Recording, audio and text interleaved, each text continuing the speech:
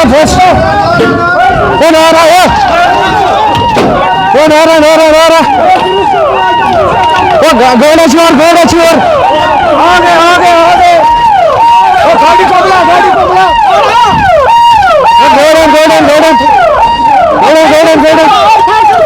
बस आप घबराओ मत डालो तार जल्दी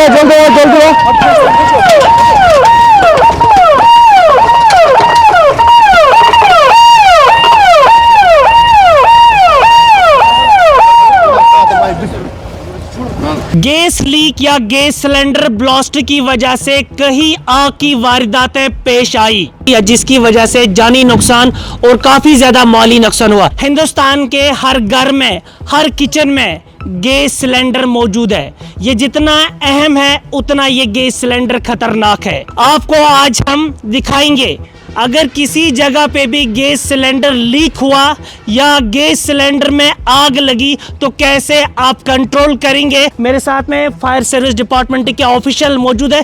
हम दिखाएंगे आज प्रैक्टिकली, अगर गैस सिलेंडर में आग लगेगी तो आप कैसे बचाओगे। कुछ तरीके हैं, कुछ टेक्निक्स है, उन टेक्निक्स को अपनाने की जरूरत है। ये लोगों तक एक अहम बात पहुंचानी, लोगों की ज़िंदगी बच सकती है, लोगों के घर बच सकते हैं, माल और प्रॉपर्टी बच सकती है। लेकिन छोटी छोटी टेक्निक हैं, अगर लोग इसको अपनाएंगे एक बहुत बड़ी ट्रेजेडी से अपने आप को भी बचा सकते हैं, अपने माशरे को बचा सकते हैं। गैस लीक हो जाता है, उसमें आग लग जाती है, हम पानी छिड़कने की कोशिश कर रहे हैं, लेकिन आप देख लीजिए पानी इस पे हम छिड़क रहे हैं लेकिन फिर भी आग नहीं बुझ रही है। ये अक्सर हम करते हैं जब हमारे घरों के अंदर गैस में जो आग लगती है, गैस लीक हो जाती है, गैस सिलेंडर में जो है आग निकलना शुरू हो जाती है, तो फिर हम पानी से बुझाने की कोशिश करते हैं, लेकिन ये सही तरीका नहीं है। ये कमल है, इसको हमने गीला कर दिया, इधर इसको गीला कर दिया। उसके बाद में ये जो दोनों हाथ हैं ये हमारे अंदर की ओर रहने चाहिए। ये खास क्या रखें, अगर हाथ ऐसे रखेंगे तो ये हाथ आपका जल जाएगा। ठीक। हाथ कमल के अंदर ऐसे रखें। अच्छा। और उसके बाद में इसको ऐसे कवर करेंगे आप।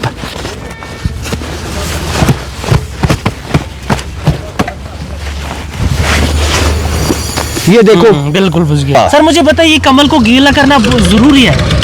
ये इसलिए जरूरी है, जो सूखी कोई भी चादर या कम्बल है उसके अंदर जो सुराख होते हैं, छोटे छोटे छेद होते हैं, उनमें ऑक्सीजन सप्लाई चलती रहती है। गीला करने से वो ऑक्सीजन सप्लाई बंद हो जाती है। जब ऑक्सीजन सप्लाई बंद होगी, इसको ऑक्सीजन नहीं मिलेगा आग को, तो आग नहीं बढ़ेगी। तो कम्बल को गीला करना है, कपड़े को गीला करना जरूरी है।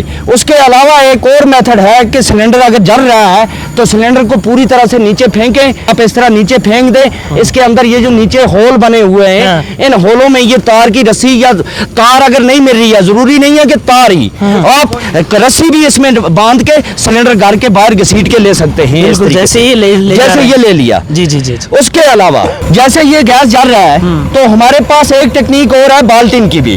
अगर कमल चादर नहीं मिल रही है तो बाल्टीन है, हर घर में होती है, हर वॉशरूम में होती है, हर किचन में होती है। तो बाल्टीन का ये मेथड है, इसको उल्टा करके इसके ऊपर लगाएंगे। जरा आप लगाइए सर। हाँ बिल्कुल। लेकिन यहाँ पर एक चीज ध्यान रखें, अगर आपकी पाइप पूरी तरह से है तो बाल्टीन से नहीं बुझेगा, क्योंकि पाइप के दाएं बाएं से ऑक्सीजन सप्लाई चलती रहेगी। ये बाल्टीन का इस्तेमाल उस सूरत में करना है जब आपका पाइप जल के रेगुलेटर तक आग पहुंच चुकी है, उस वक्त आप बाल्टीन का यूज कर सकते हैं। इसका एक तरीका और भी है, सिलेंडर अगर जल के गैस यहाँ से इसका रेगुलेटर पूरा इन्वॉल्व है तो जरूरी नहीं है सिलेंडर खड़ा करके आप बुझाओ। सिलेंडर अगर टेढ़ा है, यहाँ से ये जल रहा है, यहाँ से भी कमल लाओ मंजूर साहब, पकड़ो एक साइड से, 2 आदमी कमल पकड़ेंगे। करो, बंद करो, एयर बंद कर ली, एयर बंद कर दी, तो यहाँ से भी आप देख सकते हैं कि हमने ये इसको आपको बुझा लिया। यहाँ पर भी बिल्कुल सिलेंडर उल्टा करके भी, ये कि जरूरी नहीं है कि उस वक्त सिलेंडर खड़ा ही हो तो हम उसी को बजाएं, उल्टे को भी हम कमल, उल्टा सिलेंडर हो चाहे सिलेंडर खड़ा हो, हम दोनों सूरतों में हम आग को कंट्रोल कर सकते हैं। मामूली छोटी छोटी टेक्निकें हर घर के लिए बहुत ही जरूरी। एक्सटिंग्विशर चलाने का तरीका सबसे पहले आना चाहिए। अगर किसी ने में घर में एक्सटिंग्विशर रखा हुआ है, फायर एक्सटिंग्विशर, उसका एक पास का मेथड लगता है, वो हर एक को आना चाहिए।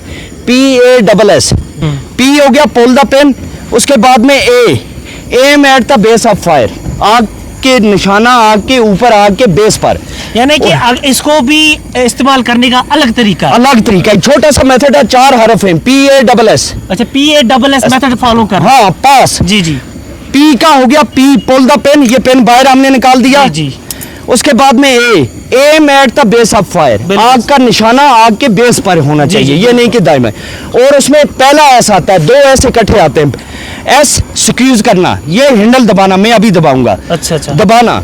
और उसके बाद में दूसरा एस स्वीप करना, जैसे हम झाड़ू लगाते हैं। सिर्फ 4 हरफ हैं। अभी आप देखने चलाएं मंजूर साहब, आप ये देख लें आप। बुझ गया, बिल्कुल बुझ गया सर। ये जो फायर एक्सटिंग्विशर है, ये जरूरी नहीं है कि आप इतना बड़ा लाओ, छोटा भी रख सकते हो। 2 KG, 1 KG, 4 KG, 6 KG, 5 KG, 8 KG तक पोर्टेबल होते हैं। तो ये आप 4 केजी का भी रख सकते हैं, 3 का भी रख सकते हैं। इसके अंदर होता क्या है, ड्राई केमिकल पाउडर, मानो फास्फेट पाउडर इसके अंदर होता है, बहुत ही बारीक तिनका, आप देख लें। ये आपको गैस फायर भी बुझा सकता है। इलेक्ट्रिक फायर में अगर आग लगी या पैनल बोर्ड में या किसी जगह स्विच बॉक्स में, उसमें भी आप कंट्रोल, क्योंकि आप अगर पानी डालेंगे तो वहां से करंट लगने का खतरा है। अगर आपके पास एक्सटिंग्विशर है, ड्राई केमिकल या एबीसी भी इसको बोलते हैं। अगर एबीसी इसको इसीलिए बोलते हैं कि 3 तरह की आग में ये काम आता है, class A fire, class B fire और क्लास सी फायर। जी। इलेक्ट्रिक फायर को भी हम कंट्रोल कर सकते हैं, एलपीजी फायर को भी हम कंट्रोल कर सकते हैं, और उसके साथ साथ में तेल की आग को भी कंट्रोल कर सकते हैं। इवन के हमारी सॉलिड फायर है, जो लकड़ी की आग है, छोटी आग, तो उस पे भी हम इससे कंट्रोल कर सकते ये हैं। इतना अहम है हमारे घरों में, इसलिए बहुत ही जरूरी है। सर ये इतना। क्या कॉस्टली कितना होगा, कितना इसके लिए? कॉस्टली इसकी अलग अलग, जैसे 5 केजी का है, 6 केजी का, वो 3000 तक मिलेगा। जो 4 केजी के हैं 2 से 2500 तक मिलते हैं। उसके अलावा इसका जो एक्सपायरी डेट होता है 2 साल रहता है। 2 साल के बाद में जब आप रिफिल करवाते हैं 800-900 रुपए में या 1000 रुपए में रिफिल हो जाता है। तो जब हमारी मालियत के मकान लाखों या करोड़ों की मालियत के हैं, तो एक एक्सटिंग्विशर 2 से 2500 रखने में कौन सी दिक्कत है, कोई बड़ा मसला नहीं है। तो हम रख सकते हैं, हर एक के लिए ज़रूरी भी है ये रखना।